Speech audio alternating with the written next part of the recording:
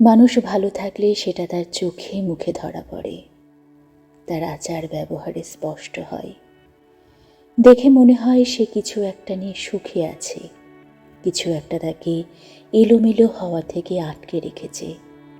একটা নামহীন আলো সব সময় যেন ঠিকরে বেরোচ্ছে। তেমনি মানুষ খারাপ থাকলে তাকে ঠিক সমপরিমাণ বিষণ্ণ লাগে। একটা থমথমে ভাব, অন্য মনস্কতা ঘিরে ধরে। চোখে চিকচিকে জলের আবরণ উন্মোচিত হয়, সময় সময়ে মাথা নিচু করে ফেলে, নিজের ভেতরেই থিতু হয়ে যায়।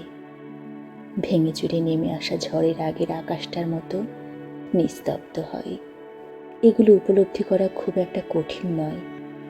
আপনি মানুষটাকে লক্ষ্য করলেই বুঝতে পারবেন। তবু আমরা কিচ্ছু বুঝতে চাই না, এতটুকু ভ্রুক্ষেপ না করে এড়িয়ে যাই। কি সাংঘাতিক, কি নির্মম! মানুষ বরাবরই আফসোস নিয়ে বাঁচা একটা প্রাণী।